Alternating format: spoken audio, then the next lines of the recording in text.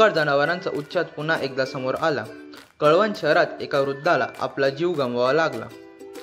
याबाबत कळवण भाजपाने मोकाट जनावरांसाठी कोंडवाडा उभारण्याची मागणी केली आहे।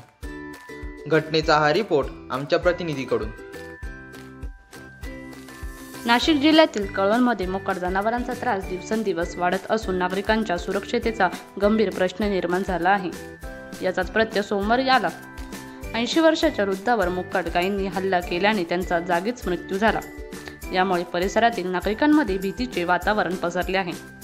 मोकाट जनावरांचा बंदोबस्त करण्याची मागणी नागरिकांकडून होत आहे। सोमवारी झालेल्या कळवण शहरात मोकाट जनावरांचा उच्छाद मांडला।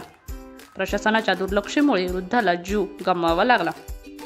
कळवण शहरातील जुना ओतूर रोडवरील कळवण मर्चंट बँकेजवळील श्री सायबर कॅफे समोर मोकाट जनावरांपैकी 2 गायी एकमेकींना धडकत होत्या। यावेळी भालचंद्र रघुनाथ मालपुरे वय 85 हे रस्त्याने जात होते। या गायीने मालपुरे यांना शिंगावर उचलून रस्त्यावर आपटले। त्यात त्यांना गंभीर दुखापत झाली। मालपुरे यांना कळवण उपजिल्हा रुग्णालयात दाखल केले। उपचारादरम्यान मालपुरे यांचा मृत्यू झाला। NK न्यूजसाठी अस्मिता खैरनार, नाशिक।